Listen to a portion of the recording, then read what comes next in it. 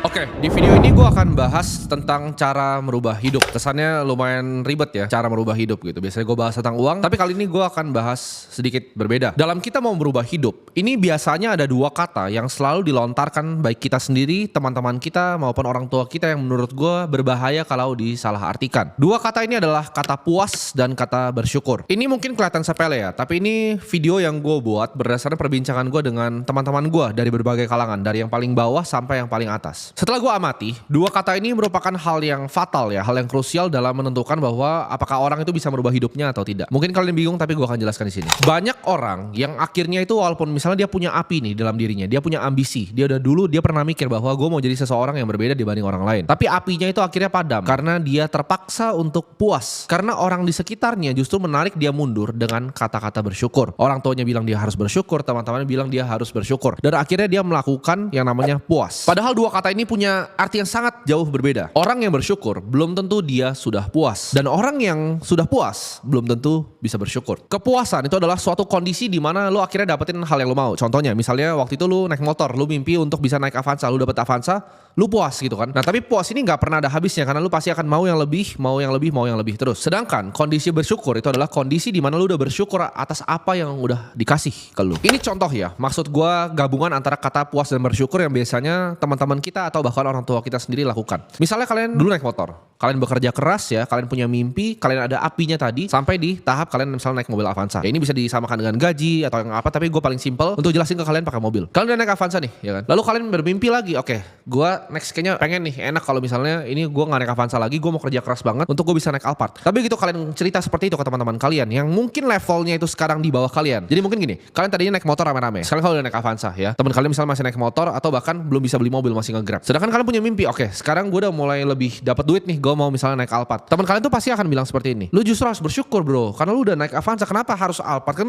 yang penting sama mobilitas gitu kan. Lu dipaksa untuk bersyukur sama teman-teman lu sendiri, yang mereka itu sebenarnya naik motor. Mereka kan keluarin kata-kata seperti, bersyukur lu sekarang udah gak kepanasan lagi kan, udah gak naik motor, lu udah naik mobil enak kan, dan naik Avanza. Disuruh bersyukur, dan akhirnya lu di tahap puas, karena lu pikir juga, iya juga ya, gue harus bersyukur bahwa gue udah naik mobil Avanza. Dan mimpi Alphard lu yang dulu itu dikubur dalam-dalam. Ini adalah senjata orang yang di belakang kalian. Nah kalian harus hati-hati. Gue ngerti orang tua mau selalu yang terbaik untuk kita, tapi kadang apa yang terbaik untuk mereka itu bukan yang terbaik untuk kita. Dan ini adalah senjata orang-orang di sekitar kalian untuk justru narik kalian ke belakang dengan kata-kata bersyukur ini. Gue bukan bilang di sini bahwa kita harus serakah terus dan gak pernah bersyukur. Enggak. Gue itu bisa bersyukur. Ini berlaku juga sama di gaji. Misalnya contoh kalian punya gaji 7 juta gitu kan, di atas UMR sedikit. Lalu kalian cerita ke teman-teman kalian bilang, lu bersyukur dong gaji lu 7 juta. Orang ada yang gajinya 2 juta aja bisa makan. Nah itu kan gak bener gitu. Bersyukur itu jangan dijadiin tameng ya. Apalagi kata-kata yang satu lagi yaitu sederhana. Nah orang banyak campur-campurin lagi nih antara tadi bersyukur dengan puas dan juga kata-kata sederhana ini. Orang banyak bilang, oh gue tuh sederhana gitu kan, gue sederhana makanya gue naik misalnya mobil Avanza. Tapi kalau lu emang beneran mampu, kenapa lu nggak beli aja gitu? Kalau misalnya setiap kali gue paling gatel kalau gue tuh dengar misalnya orang ngomong gini di sosial media, oh gue tuh sebenarnya mampu tapi gue cuma beli aja Avanza. Kalau duit lu 200 miliar terus lu beli McLaren 9 miliar, emang ada artinya buat lu? Itu kan sama kayak lu punya duit 5 miliar beli Avanza kan? Berarti kalau lu memang belum punya mobilnya, lu yang memang kagak mampu gitu. Bukan lu bilang, oh duitnya ada tapi nggak dipakai untuk beli mobil. Itu artinya duitnya belum ada. Ya kalau cuma duit lu 10 miliar lu bilang mau beli McLaren ya kagak mampu, harga 9 miliar. Tapi kalau duit lu 200 miliar, lu beli itu 9 miliar ya nggak masalah gitu. Nah kata-kata seperti ini yang bilang, oh gue sederhana, gue gini aja cukup, itu yang justru pelan-pelan itu bikin api lu yang tadinya misalnya lu di SMA, lu di kuliah itu ada apinya pengen jadi seseorang. Itu yang bikin orang akhirnya jadi manusia nggak berguna, cuma jadi pengangguran di depan teras, ngerokok, baca koran, terus udah hidupnya begitu-begitu aja. Karena tadi dia bilang, oke, gue udah puas, gue bersyukur, gue udah puas, dan gue tuh orangnya sederhana. Kalian mencap itu di diri kalian sendiri terus, dan dunia itu nggak pernah akan kasih apa yang kalian beneran mau ke diri kalian. Karena kalian sendiri yang cap, oke, gue tuh udah sederhana, gue begini gitu, udah taraf hidup gue di sini, dan api itu akan mati. Dan ketika api itu mati, udah nggak bisa nyala lagi. Jadi buat kalian yang apinya justru udah mau mati karena teman-teman kalian, ini gue pengen nyalain lagi di sini. Kalau lu bilang lu mau berubah hidup lu, tapi kerjaan lu tuh cuma taruh pantat lu itu di kasur lu, ya. Lu adalah orang idiot, karena nggak ada perubahan yang lu pernah melakukan di hidup lu. Mungkin kalian bilang kayak gini, tapi gue udah coba kok, gue udah coba untuk bikin bisnis, gue udah coba untuk trading, gue coba untuk lakuin hal-hal ini, gue udah coba untuk belajar ini, tapi kenapa gagal semua? Ya udah deh, akhirnya karena gue tadinya kerja nih, gue coba cari side hustle, gue coba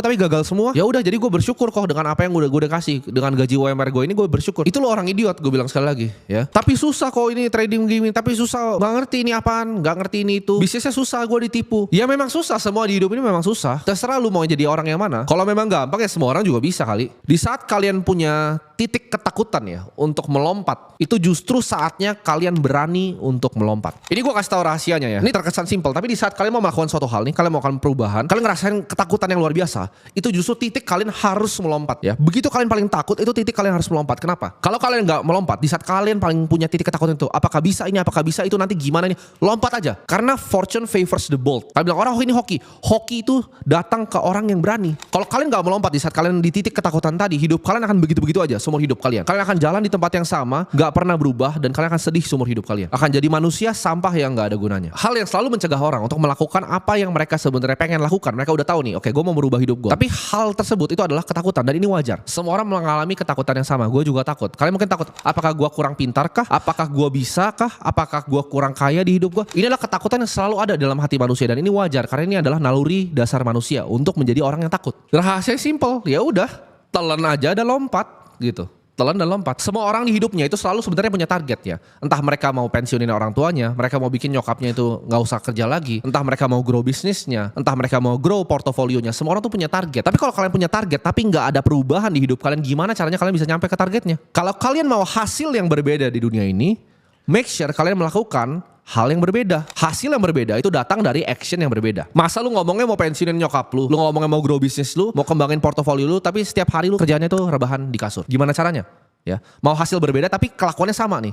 Mau hasil berbeda, kelakuannya berbeda juga dong. Minta hasil baru dengan action yang kalian lakuin dulu, itu adalah kebodohan. Ini mungkin hal terakhir yang gue pengen tanyain ke kalian. Kalian pikir baik-baik, apa hal yang kalian lakukan di hidup kalian yang bisa bikin bangga diri kalian sendiri? Kalau jawabannya nggak ada, berarti harus ada hal yang kalian ubah dari dalam hidup kalian.